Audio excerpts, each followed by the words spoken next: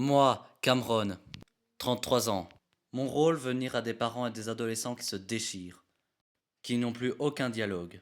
Durant une semaine, je vais vivre en immersion dans une famille, être 24h/24 sur chez eux, afin d'apaiser les tensions et régler tous les conflits. Certains adolescents comptent sur moi, d'autres au contraire refusent ma présence. Chaque famille, chaque personne est différente. Je vais constamment changer mes méthodes. Quelle satisfaction que les parents se donnent un nouveau départ. Dépasser leurs doutes, leurs peurs, leur haine, retrouver de l'amour, de la complicité. C'est ce qu'ils attendent de moi, c'est ma mission, mon rôle.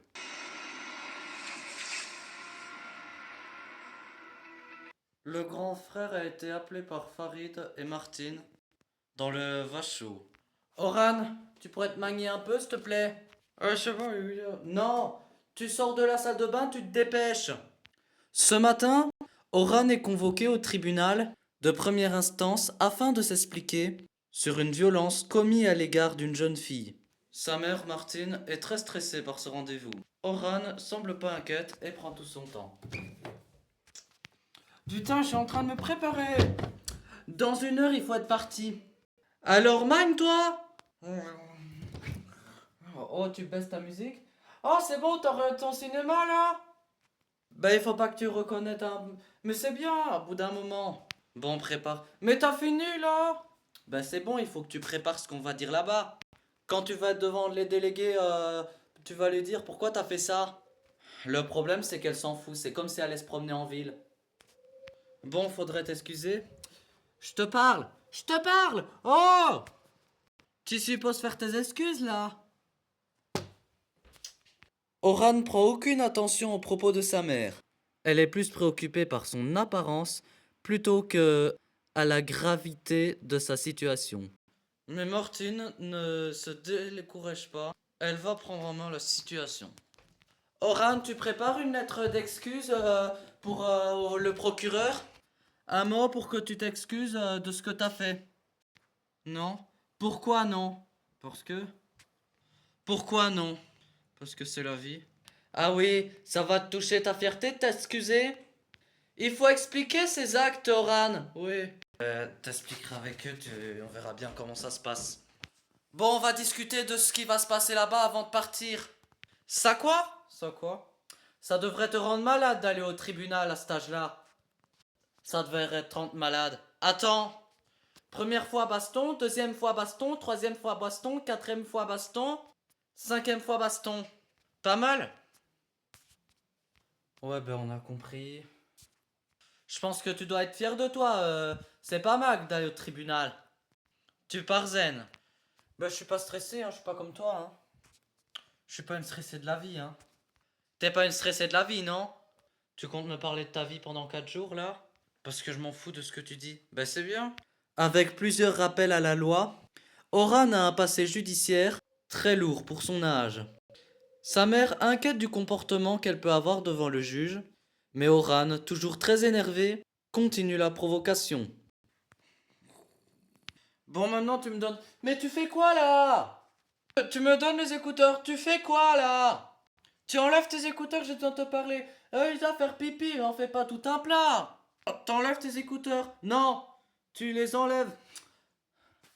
Tu enlèves tes écouteurs. Oh, mais lâchez-moi. Tu enlèves tes écouteurs. J'ai envie d'écouter de la musique, j'ai le droit, non? Si j'ai envie de te parler, j'ai le droit là. Tu enlèves tes écouteurs. Mais rien n'y fait. Oran campe sur ses positions et Martine continue à se heurter à un mur. La situation va même dégénérer. Se sentant incomprise, à quelques mètres du tribunal, Oran quitte la voiture en furie, bien à faire payer le comportement de ses parents depuis ce matin. Oran fuit et Martine est très inquiète qu'elle rate le tribunal. Martine, très inquiet que Oran ne se présente pas devant le juge, la cherche partout. Faut la récupérer vite là. Ouais, mais la convocation est importante, faut qu'elle y soit. Elle est partie où là? De quoi? Ben je vais là-bas à 10h, c'est tout. T'es où là? Raccroche au nez. Martine décide de calmer le jeu et décide de le sonner encore une fois pour lui expliquer les enjeux de cette convocation. Je te demande de venir vite parce qu'on va avoir des ennuis. D'accord, t'es obligé de te présenter. Sinon, ils vont venir te chercher à la maison. Alors dépêche-toi, je suis devant. Je t'attends devant, je t'attends. Ben viens au tribunal. C'est quelques minutes l'heure avant la convocation que Oran décide de revenir au tribunal pour s'expliquer sur son comportement agressif. Quelques minutes plus tard, Martine et Oran sortent enfin. À son âge ou en sa faveur, le juge a été clément. Elle échappe aux poursuites judiciaires. Elle n'a eu juste simplement un rappel à la loi. Une mesure qui semble prendre à la légère, mais que pour ses parents, c'en est trop. De retour à la maison, épuisé après les disputes incessantes, il s'apprête à tenter le tout pour qu'Oran réagisse. Qu'est-ce qu'il lui a dit le procureur? Il lui a dit que c'était un problème, que c'est pas normal qu'elle soit dans la violence en permanence. Parce que quand même, elle a eu droit au dommage d'intérêt, hein. 800, 300 euros. Hein. Donc ça fait un petit moment que ça dure. Je pense qu'ils pourront prendre une décision de prendre le courrier au juge des enfants et leur dire que l'IPPJ s'en charge. On peut plus rien faire, hein. On n'a plus d'autorité, on n'a plus de pouvoir. C'est dur d'en arriver là. Je trouve que arriver à ce stade-là, c'est dramatique quoi. Je sais pas comment on a fait pour avoir ça. Elle a eu tout ce qu'elle voulait, elle n'a manqué de rien. Martine décide d'écrire une lettre au juge des enfants pour demander un éventuel placement de leur fille en IPPJ. Pour faire réagir Oran. Non, là je culpabilise, j'en ai marre. Ça revient, on va discuter 2 minutes. Est-ce que t'es au courant de notre procédure? Assieds-toi s'il te plaît en face de moi. Donc j'ai préparé un courrier qui va partir lundi. Hein. Donc suite au problème qu'on a rencontré aujourd'hui, donc ce qui soit papa et moi, nous n'avons plus aucune autorité sur toi. Nous demandons au juge des enfants d'intervenir. Pour moi, Oran se met en danger au quotidien. T'es d'accord? Je te parle. Oui, 5 minutes. C'est important. Ah, c'est important. Parce que ça, c'est pas important. Ça te dérange pas qu'on est obligé de faire un courrier comme ça? Si t'as envie de le faire, hein, fais-le, je m'en fous. Ça te dérangerait pas de vivre chez des étrangers? Tu serais mieux qu'ici, tu penses? Ouais. Ça fait depuis des jours que je demande que tu vas changer, que tu vas changer. Regarde, on en est où? On en est au même stade. Clairement, c'est bon, t'as fini? J'ai fini, c'est bon. Y a pas de communication entre nous déjà. Bon ben j'espère pour que le papier lundi, c'est notre dernier recours. Oran n'y prend pas importance de cette lettre, alors que pour Cameron, sévit un caractère urgent. Pourquoi cette adolescente communique comme ça avec sa mère? Retour sur son enfance. Oran vient au monde le 28 janvier 2010. Avec son grand frère, annonce l'arrivée de cette fille tant désirée. L'enfance de Oran comble la famille de bonheur. Mais finalement, Oran se montre et se révèle très difficile. Plus Oran grandit, plus son caractère s'affirme. Son entrée à l'école n'arrange rien. Cette jeune fille se fait remarquer par son comportement insolent et ingérable envers ses professeurs. En grandissant, Oran refuse de plus en plus l'autorité de ses parents. La relation devient conflictuelle, en particulier avec sa mère. Il est 18h et Martine prépare le déjeuner et la vaisselle pendant que Oran se prélasse devant la télé. Tu crois pas que je suis malheureuse de te voir comme ça? Oh, pauvre biche. Tu crois pas que je suis malheureuse, on fait rien ensemble?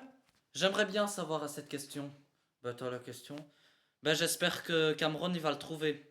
Le sens de notre démarche, parce que si on a appelé Cameron, c'est pas pour rien. Hein. Et tu crois que tu vas lui tenir tête? Ben clairement. Bon bah tant pis, on va préparer à manger. Hein. Bah ouais. Pas la peine d'insister, ça sert à rien. Bah ouais. Aucune mission est simple pour un éducateur. Mais celle-ci s'annonce particulièrement délicate pour moi. Oran est une adolescente imprévisible. Dans quelques minutes, je serai face à elle et à sa famille. Mais je reste sur mes gardes parce que, avec elle, tout est envisageable. Bonjour. Bonjour. Et bah en fait, elle est dans sa chambre et je vais vite aller la voir et je vais regarder un petit peu. puisqu'elle veut pas venir me voir. Les adolescents qui rechignent à m'accueillir, j'en ai déjà rencontré, mais Oran qui continue sa nuit, là, ça dépasse les bornes. Oran, il est 7h15. Je viens te réveiller à 7h15, t'es pas réveillé. Bon, je te laisse 10 minutes pour que tu te réveilles et que tu viennes me voir. Parce que sinon, je viens à côté de toi et je vais te saouler pendant une demi-heure, 1 heure. Il est quart, à 30, je reviens. Ah, très bien. Tu respectes facilement le timing, Oran. Déjà, tu tombes bien, tu vas avoir de l'énergie, c'est bien. Justement, j'ai besoin de ton énergie. Bonjour, Cameron. Putain, je viens de me lever là. Oran, ça sert à rien que tu cries, ça va rien changer. Bah si, hein. Je vais péter les plombs là. Écoute, Oran, t'as voulu ça, non? Non mais Oran, crier ça sert à rien. Non mais tu me saoules. Tu peux crier, tu peux faire du silence, ça change rien. Bon Oran, j'ai de la patience, mais ma patience, tu commences à me saouler. Oran? Ouais. Ok, à tout de suite. Et m'oblige pas à revenir parce que là ça va me fatiguer. Au bout de 20 minutes, elle en finit enfin par descendre. Si elle veut jouer avec moi, elle ne va pas être déçue. Elle ne va pas avoir le choix, elle va comprendre que je suis pas venu ici pour m'amuser. Ce que je veux, Oran, c'est que tu m'accueilles, que tu vas installer mon lit. Même si Oran s'exécute sans motivation, elle essaie de me tester, voire me provoquer. Elle laisse volontairement les draps sales de son frère sur mon lit. Bon, tu vas pas me faire le lit comme ça, tu vois ce que je veux dire? Oui. Oran, quoi? Enlève ton portable, s'il te plaît. Je te parle, merci. Pourquoi tu laisses délibérément des draps à l'impro? Alors, tu sais que tu peux les enlever, ça te prend 2 secondes. Donc, pourquoi? Parce que ça me saoule. Donc, tu le fais délibérément. Est-ce que tu peux, s'il te plaît, enlever les draps des lits? Pour faire le travail jusqu'au bout. Ouais, sûrement. C'est pas une réponse. Bah si, je le ferai éventuellement quand j'aurai envie. Non, ça c'est pas une réponse. Je crois que j'ai pas trop le choix, hein. Merci, Oran.